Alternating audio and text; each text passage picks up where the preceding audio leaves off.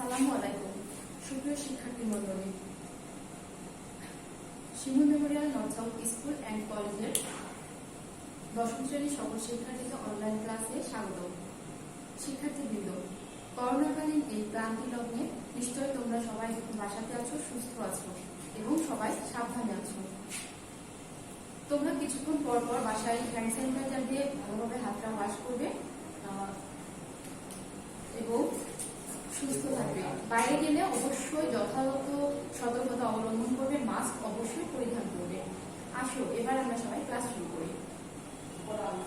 আমি ইশরাত জাহান লাবণী, সহকারী শিক্ষক, Shimul memorial north south school and college.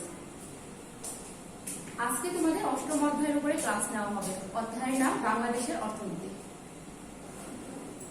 আজকে পাঠ শেষে তোমরা যেটা জানবে সেটা হলো বাংলাদেশের অর্থনীতির বৈশিষ্ট্য সম্পর্কে, বাংলাদেশের অর্থনীতির প্রধান খাতসমূহ সম্পর্কে, বিভিন্ন খাতের আপেক্ষিক গুরুত্ব সম্পর্কে, কৃষি ও শিল্প খাতের পারস্পরিক নির্ভরশীলতা সম্পর্কে জানতে পারবে। আলোচ্য বিষয়: বাংলাদেশের অর্থনীতির বৈশিষ্ট্য, বাংলাদেশের অর্থনীতির প্রধান খাতসমূহ, বিভিন্ন খাতের আপেক্ষিক গুরুত্ব, কৃষি ও শিল্প খাতের পারস্পরিক নির্ভরশীলতা। অর্থনীতির বৈশিষ্ট্য।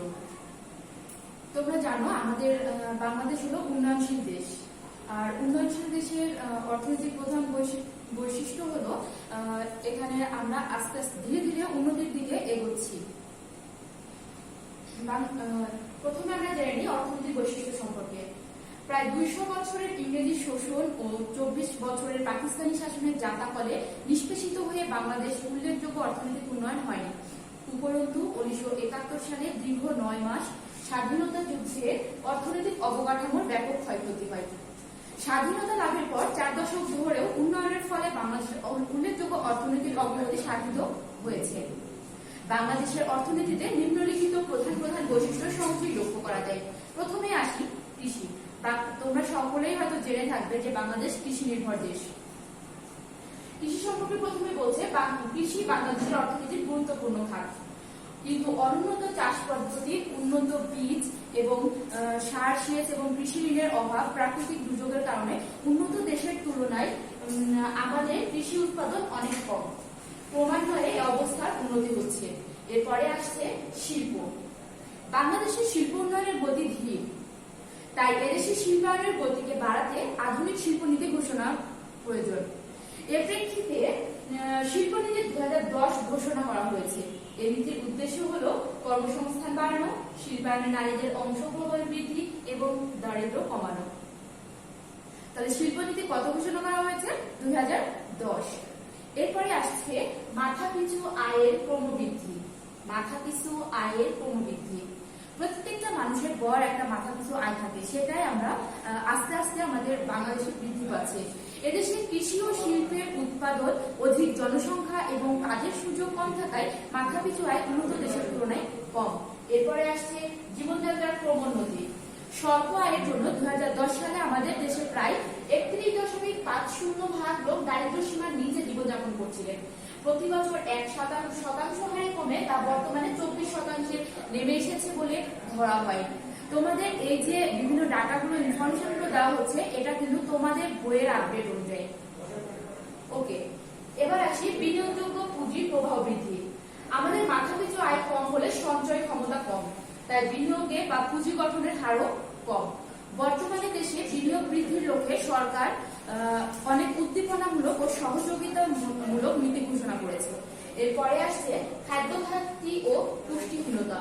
কৃষি প্রধান দেশ হলে অধিক জনসংখ্যার কারণে এদেশে বহুদিন ধরে খাদ্য ঘাটতি ও পুষ্টিহীনতা লক্ষ্য করা যায়। এরপরে আসছে জনসংখ্যা বৃদ্ধির হার হ্রাস, অর্থাৎ আমাদের দেশ আয়তনের তুলনায় জনসংখ্যা অনেক বেশি, কিন্তু আস্তে আস্তে এই জনসংখ্যাটা আমাদের কমে যাচ্ছে। দেখো, বাংলাদেশ একটি জনবহুল দেশ। সর্বশেষ আদমশুমারি অনুযায়ী এদেশের জনসংখ্যা প্রায় 14,97,72,364 জন। এটা ছিল 2016-17 ইনফরমেশনে, আদমশুমারি অনুযায়ী। এখন আমাদের জনসংখ্যা প্রায় 16 কোটি এবং জনসংখ্যার ঘনত্ব ছিল এই জনসংখ্যার আলোকে 1015 জন, এবং যে যেটা এখন 1077 জন, এবং জনসংখ্যা বৃদ্ধির হার 1.37%। তোমাদের জ্ঞানমূলক প্রশ্নে অনেক সময় এসে থাকে বাংলাদেশের জনসংখ্যা বৃদ্ধির হার কত, তাহলে আমরা সহজে অ্যান্সারটা দিতে পারবো 1.37%। এরপরে আসছে বেকারত্ব। আমাদের দেশে জনসংখ্যা বৃদ্ধির তুলনায় সঞ্চয় কম হয় বলে বিনিয়োগ কম হয়, ফলে মূলধন গঠনের হার কম। প্রয়োজনীয় মূলধনের অভাবে কৃষি ও শিল্প খাতে কর্মসংস্থানের সুযোগ সীমিত, ফলে এদেশে বেকারত্ব দেখা দেয়।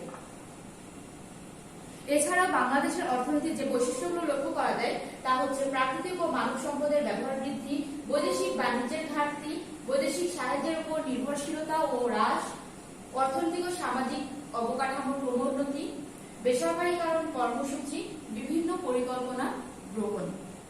তবে আমাদের বাংলাদেশের অর্থনীতির প্রধান বৈশিষ্ট্য কিন্তু কৃষি, শিল্প এগুলোই। এরপরে আসছে বাংলাদেশের অর্থনীতির প্রধান খাতসমূহ। আমরা প্রথমে জানবো অর্থনীতি কয়টি খাত নিয়ে বাংলাদেশের অর্থনীতি গঠিত হয়েছে। যে কোনো দেশের অর্থনীতিতে বিদ্যমান শাখা বা বিভাগ সমূহ নিজ নিজ পরিমণ্ডলে অর্থনৈতিক কর্মকাণ্ড সম্পাদন করে থাকে এবং এদের সমষ্টিগত অবদান দ্বারা দেশের অর্থনীতির ভিত্তি গড়ে উঠে। তাহলে যে কোনো দেশের অর্থনীতিতে বিদ্যমান শাখা বা বিভাগ সমূহ নিজ নিজ পরিমণ্ডলে অর্থনৈতিক কর্মকাণ্ড সম্পাদন করে থাকে এবং এদের সমষ্টিগত অবদানের দ্বারা দেশের অর্থনীতির ভিত্তি গড়ে ওঠে। একে অর্থনীতির খাত বলা হয়।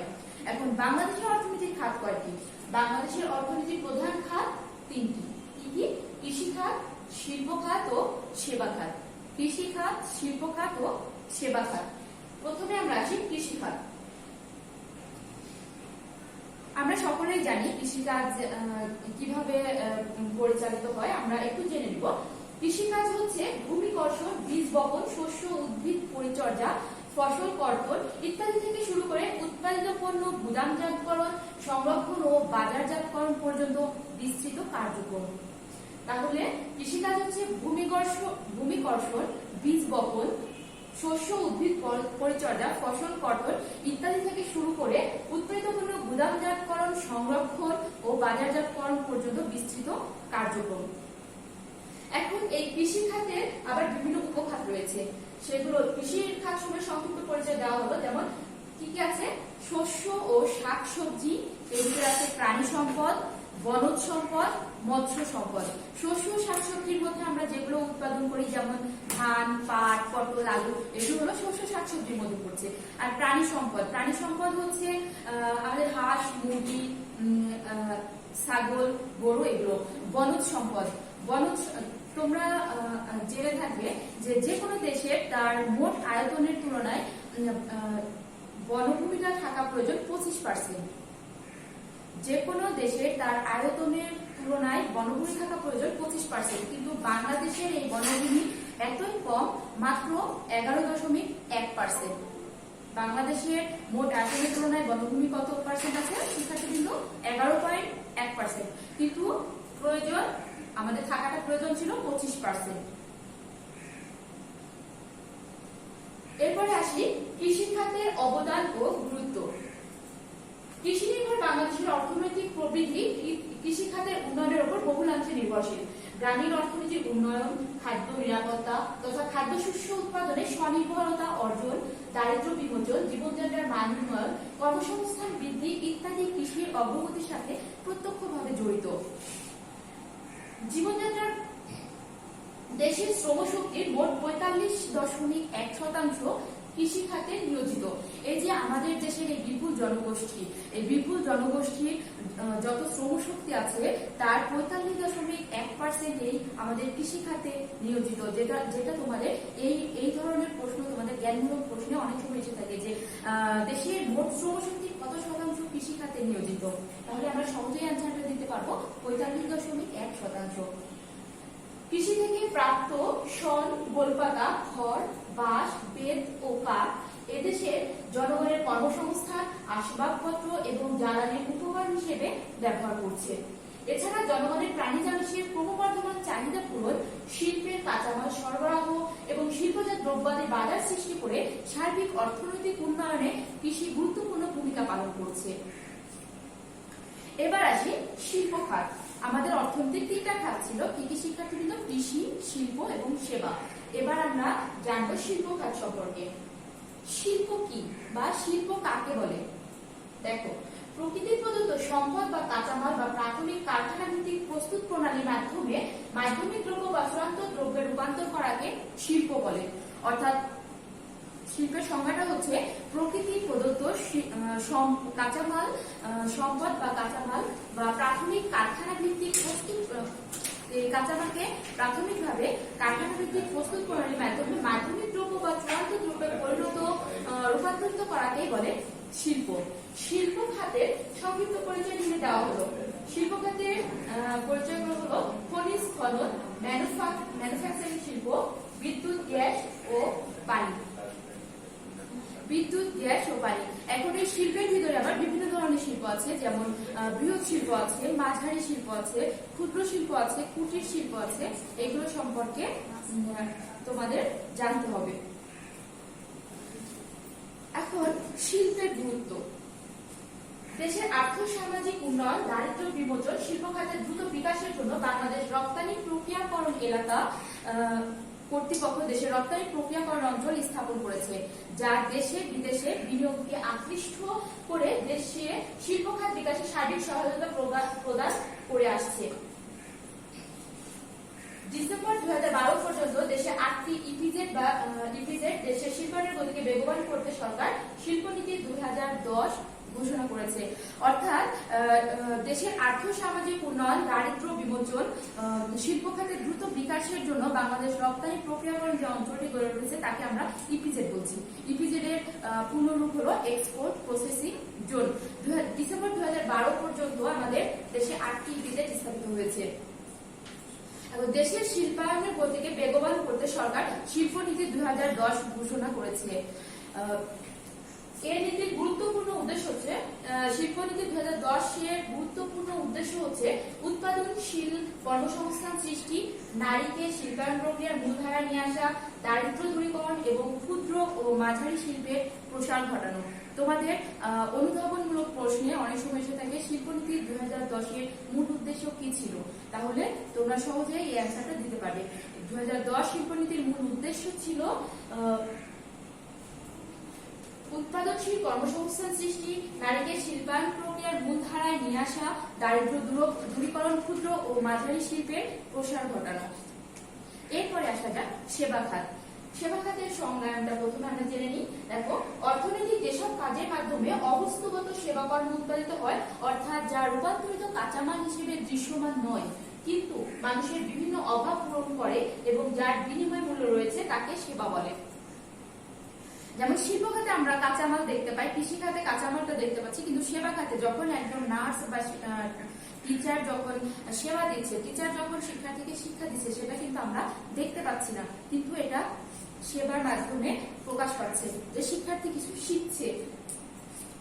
তাহলে সেবা যদি প্রশ্ন আসে সেবা কি বা সেবা খাত কাকে বলে, তাহলে আমরা সহজেই বলতে পারবো অর্থনৈতিক যেসব কাজের মাধ্যমে অবস্থাগত সেবা কর্ম উৎপাদিত হয়, অর্থাৎ যা রূপান্তরিত কাঁচামাল হিসেবে দৃশ্যমান নয় কিন্তু মানুষের বিভিন্ন অভাব পূরণ করে এবং যার বিনিময় মূল্য রয়েছে, তাকে সেবা বলে। বাংলাদেশে পাইকারি ও খুচরা বিপণন, হোটেল ও রেস্তোরাঁ, পরিবহন, সংরক্ষণ ও যোগাযোগ, ব্যাংক, বীমা ও অন্যান্য আর্থিক প্রতিষ্ঠান, গৃহায়ন, লোক প্রশাসন ও প্রতিরক্ষা, শিক্ষা, স্বাস্থ্য, সামাজিক সেবা, কমিউনিটি, সামাজিক ও ব্যক্তিগত সেবা প্রভৃতি ক্ষেত্রে সেবা কর্ম উৎপন্ন হয়। এসব সেবা অর্থের বিনিময়ে বিভিন্ন শিল্প প্রতিষ্ঠান ও জনগণের নিকট সরবরাহ করা হয় এবং এসব সেবা ক্রয় করে তাদের অভাব পূরণ করে।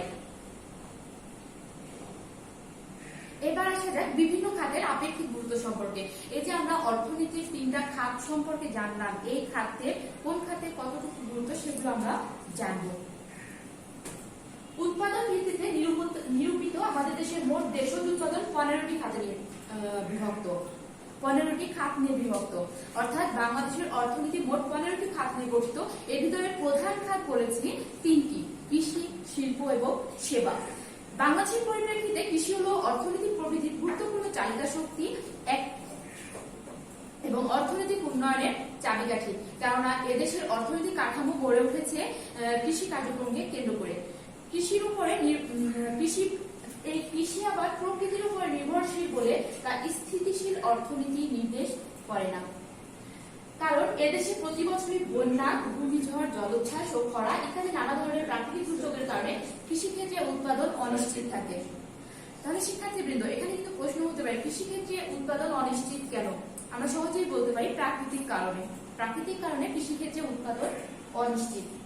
সার্বিক সেবা খাতের অন্তর্ভুক্ত প্রায় সবগুলো খাতই মোটামুটি প্রবৃদ্ধি বজায় রাখায় এ খাতের প্রবৃদ্ধিও সন্তোষজনক পর্যায়ে রয়েছে। এরপরে শিক্ষার্থীবৃন্দ আসি কৃষি ও শিল্প খাতের পারস্পরিক নির্ভরশীলতা সম্পর্কে। কৃষি ও শিল্পের পারস্পরিক নির্ভরশীলতা সম্পর্কে প্রথমে আমি তোমাদেরকে একটা উদাহরণ দিই। যেমন কৃষক মাঠে পাট চাষ করছে, পাট উৎপাদন করেছে এবং এই পাট থেকে আমরা যখন পাটের ব্যাগ পাচ্ছি তখন এটা শিল্পে তৈরি হচ্ছে। তাহলে এই যে এই শিল্পক্ষেত্রে যে আমাদের পাটের ব্যাগটা আমাদের হাতে আসলো, এটার কাঁচামাল কোথা থেকে আসলো শিক্ষার্থীবৃন্দ? এটার কাঁচামাল আসলো কৃষিক্ষেত্র থেকে। অর্থাৎ প্রথমে আমাদেরকে উৎপাদন করতে হলো কৃষিকাজ করে কৃষি জমিতে। কিন্তু এই যে কৃষি জমিতে আমরা যে উৎপাদন করলাম পাটটা, এই উৎপাদন করতে গিয়ে আমাদের বিভিন্ন প্রকার উপকরণের প্রয়োজন হয়েছে। যেমন লাঙ্গলের প্রয়োজন হয়েছে, পানির প্রয়োজন হয়েছে, সারের প্রয়োজন হয়েছে। এগুলো কোথায় থেকে এসছে শিক্ষার্থীবৃন্দ? এগুলো এসছে আমাদের শিল্প খাত থেকে। তাহলে তোমরা সহজে বুঝতে পারছো কৃষি এবং শিল্প একে অপরের পরিপূরক, অর্থাৎ একটার উপরে অপরটি নির্ভরশীল। যেমন এখানে দেওয়া আছে রবিজ একজন ধনী কৃষক, তিনি জমিতে উচ্চ ফলনশীল ধান চাষ করেন, গভীর নলকূপের মাধ্যমে সেচের ব্যবস্থা করেন এবং প্রয়োজনীয় জৈব সার ব্যবহার করে অধিক ধান উৎপাদন করেন। উৎপাদিত ধান পাটের আঁশ দিয়ে বস্তায় করে বাজারে সরবরাহ করেন। অনেকেই ওই ধান ক্রয় করে তাদের খাদ্যের অভাব পূরণ করে। তাহলে তোমাদের উদ্দীপক কিন্তু এই ধরনের একটা উদ্দীপক হতে পারে এখান থেকে, তাই না? উপরের অনুচ্ছেদ থেকে তাহলে আমরা কি বলতে পারি? কৃষিখাতের উন্নতি ও আধুনিকায়নের জন্য বিভিন্ন কৃষি সরঞ্জাম ও সারের যোগান দেয় শিল্প খাত, তেমনি শিল্পের প্রসারের জন্য প্রয়োজনীয় কাঁচামাল আসে কৃষিখাত থেকে। অর্থাৎ কৃষি ও শিল্প একে অপরের পরিপূরক। শিক্ষার্থীবৃন্দ, আমরা যে ক্লাসটা নিলাম এখান থেকে আশা করছি তোমরা অনেক ভালো ভাবে ক্লাস করেছো। এখান থেকে কিছু প্রশ্ন হতে পারে, যে প্রশ্নগুলোর অ্যান্সার তোমরা কিন্তু খুব সহজেই দিতে পারো। এখানে দেখো, প্রথমে বলছে কৃষি খাতের উপখাত সমূহ কি কি। তারপরে বলছে দেশের শ্রমশক্তি কত শতাংশ কৃষিকাজে নিয়োজিত। বাংলাদেশের অর্থনীতির প্রধান খাত কয়টি। ইপিজেড এর পূর্ণরূপ কি। শিক্ষার্থীবৃন্দ, তোমাদের আশা করছি তোমরা ক্লাসটা অনেক মনোযোগ দিয়ে করেছো এবং তোমরা আগামী দিন এই ক্লাসটা, এই চ্যাপ্টারটা খুব ভালোভাবে বাসায় চর্চা করবে এবং টপ ক্লাসের জন্য রেডি থাকবে।